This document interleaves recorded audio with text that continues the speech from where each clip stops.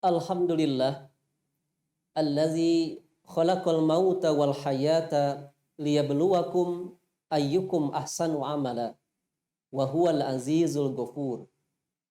Asyhadu an la ilaha illallah wa asyhadu anna Muhammadar Rasulullah amma ba'du. Pemirsa Wijhah TV yang berbahagia, jika suatu saat kita berbuat dosa dan kesalahan, kemudian ada rasa menyesal dalam diri kita, maka rasa penyesalan itu sangat bermanfaat agar kita bisa bertobat dan merubah perbuatan yang buruk tersebut menjadi perbuatan baik di kemudian hari.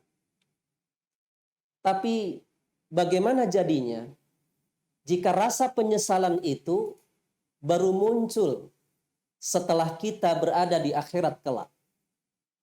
Maka pasti rasa menyesal atas dosa dan kesalahan tersebut tidak akan ada arti dan tidak akan ada manfaatnya.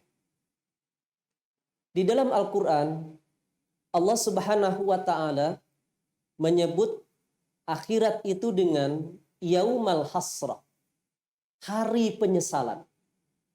Allah berfirman di dalam surat Maryam ayat 39. A'udzubillahi minasyaitonir rajim. Wa anzirhum yaumal hasrah idh qudiyal amru wa hum fi ghaflatin wa hum la yu'minun. Wa anzirhum, dan ingatkanlah mereka yaumal hasrah, tentang hari penyesalan. Idh qudiyal amru, ketika semua urusan sudah diputuskan. Ahli surga masuk ke dalam surga, ahli neraka masuk ke dalam neraka. Wahum fi ghaflatin wahum la yu'minun. Sedangkan mereka ketika di dunia lalai dan mereka tidak beriman. Menurut ayat ini, ada dua faktor yang menyebabkan manusia menyesal di akhirat kelak. Pertama, wahum fi ghaflatin. Karena ketika di dunia mereka ghaflah, mereka lalai. Lalai dari beramal soleh, lalai dari beribadah. Mereka sibukkan dengan kecintaan terhadap dunia. Mereka terbuai oleh keindahan dunia. Mereka cinta terhadap harta, lupa bersedekah, berzakat, dan beribadah sosial lainnya. Yang kedua, faktornya adalah wahum la yu'minun. Mereka tidak beriman kepada hari penyesalan tersebut. Mereka menyangka bahwa hanya dunia saja di kehidupan mereka. Mereka mengira bahwa setelah kematian tidak akan ada kehidupan berikutnya. Padahal ciri orang yang beriman, wabil akhirati hum yuqinun, terhadap akhirat mereka yakin. Yakin ada akhirat setelah dunia. Yakin ada kehidupan setelah kematian. Dan kehidupan di akhirat kelak akan mempertanggungjawabkan dari setiap amal yang kita kerjakan ketika di dunia. Di akhirat kelak kita akan diberikan balasan dari setiap amalan yang kita lakukan. Besar, kecil, baik, buruk, semua itu pasti akan ada balasannya. Pemirsa Wijhah TV yang berbahagia, salah satu gambaran yang Allah berikan di dalam Al-Quran bagaimana penyesalan orang yang durhaka, orang yang lalai dari beramal kebaikan. Misalnya di dalam surat Fatir ayat 37, Allah Subhanahu wa Ta'ala berfirman, wa hum yastarihuna fiha rabbana akhrijna na'mal salihan ghairal ladzi kunna na'mal awalam nu'ammirkum ma yatadzakkaru fihi man tazakkar wa ja'akumun nadhir fadzuku fama lizzalimina min nasir. Dan mereka berteriak di dalam neraka itu, Rabbana akhrijna na'mal salihan ghairal ladzi kunna na'mal.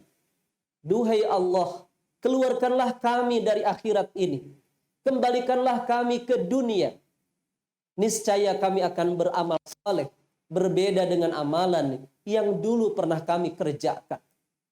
Mereka merengek, mereka meminta kepada Allah. Bahkan dalam ayat yang lain disebutkan, ila ajalin qarib, hanya sebentar saja. Fa asaddaqa wa aku minas salihin, aku akan bersedekah dan aku akan menjadi orang yang saleh. Ketika di akhirat mereka menyesal, meminta kepada Allah untuk waktu yang sebentar saja, ila ajalin qarib. Jika dikonversi dalam bahasa kita, sebentar itu kurang lebih 5 menit saja. Betapa berharganya bagi mereka waktu yang sesaat tersebut, 5 menit saja.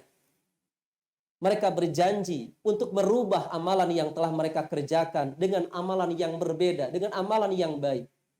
Allah kemudian balik bertanya, awalam nu'ammirkum ma yatazakkaru fihi man tazakkar. Bukankah kami sudah memanjangkan umurmu untuk waktu yang cukup agar kalian berpikir? Ada yang diberi 40 tahun, 50, 60, 70, bahkan lebih dari itu. Tidak cukupkah bertahun-tahun hidup di dunia itu? Sementara sekarang mereka meminta kepada Allah dikembalikan ke dunia. Pemirsa Wijha TV yang berbahagia, Alkisah, ada seorang tukang kayu bangunan bekerja kepada seorang majikan membangun rumah. Bertahun-tahun dia bekerja membangun rumah, tapi dia sendiri belum punya rumah. Masih ngontrak dengan anak dan istrinya.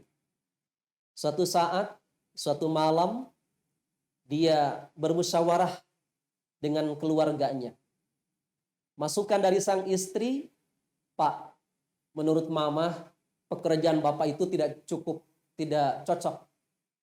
Buktinya, Bapak bekerja bertahun-tahun membangun rumah hanya untuk orang lain. Kita sendiri belum punya rumah, masih ngontrak. Usulan dari mama, sudahlah.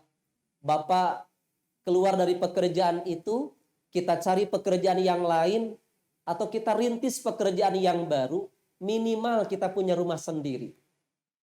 Masukan dari sang istri itulah yang menjadi keputusan dalam musyawarah di malam itu. Keesokan harinya, dia menghadap kepada majikan. Disampaikanlah maksud, tujuan, dan alasannya dia keluar dari pekerjaan tersebut. Sang majikan kemudian bertanya, apakah sudah difikirkan positif negatifnya? Sudah, Pak. Apakah sudah dimusyawarahkan dengan keluarga? Sudah, Pak. Tadi malam musyawarah dan ini keputusannya. Kata sang majikan, baiklah kalau itu sudah Bapak fikirkan dengan matang, saya tidak bisa memaksa, saya tidak bisa menahan-nahan. Tapi ada satu permintaan dari saya. Sebelum Bapak berpisah dengan saya, sebelum Bapak keluar dari pekerjaan ini, tolong buatkan satu rumah lagi. Tolong buatkan satu rumah lagi. Baiklah, Pak. Akhirnya dia membuat satu rumah terakhir. Dalam pikirannya, karena itu rumah yang terakhir, dan setelah itu dia tidak kerja lagi, akhirnya dia bekerja hanya asal-asalan.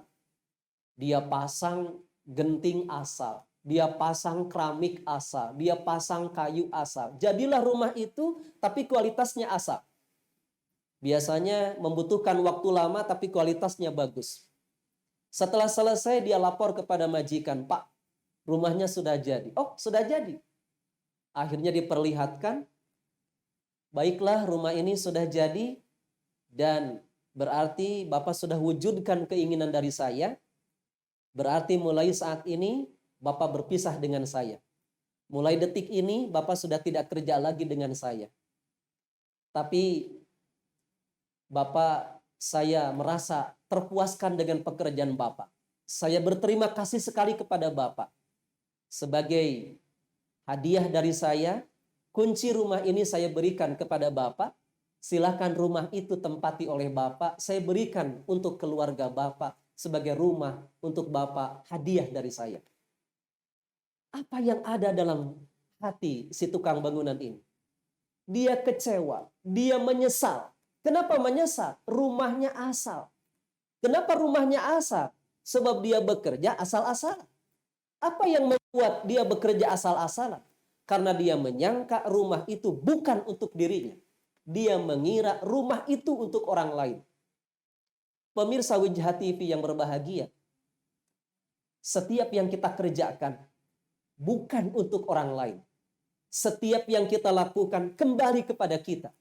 Setiap yang kita amalkan akan kembali kepada pelakunya. In ahsantum li anfusikum, wa in asatum falaha. Jika kalian berbuat kebaikan, kebaikan itu akan kembali kepada kalian. Dan jika kalian berbuat keburukan, keburukan itu akan kembali kepada dirinya. Maka marilah kita perhatikan sisa usia kita. Kita manfaatkan waktu dan umur yang Allah berikan kepada kita. Jangan sampai kemudian kita sia-siakan. Kita jadikan setiap detik demi detik, apalagi di bulan Ramadan, yang penuh dengan peluang-peluang pahala bagi kita, sebagai bekal kepulangan kita ke akhirat. Karena setiap amal yang kita kerjakan, setiap apa yang kita lakukan, besar, kecil, baik, buruk, semua itu pasti akan ada balasannya. Orang Sunda mengatakan, sato paeh bilatungan, jalma paeh nya bilatungan, nya balitungan. Jangan sampai kita termasuk orang yang menyesal di kemudian hari. Jadilah kita orang yang berbahagia. Semoga Allah menerima setiap amal kebaikan kita, dan semoga Allah mengampuni dari setiap dosa dan kesalahan kita. Rabbana atina fid dunya hasanah wa fil akhirati hasanah wa qina adzabannar. Wassalamualaikum warahmatullahi wabarakatuh.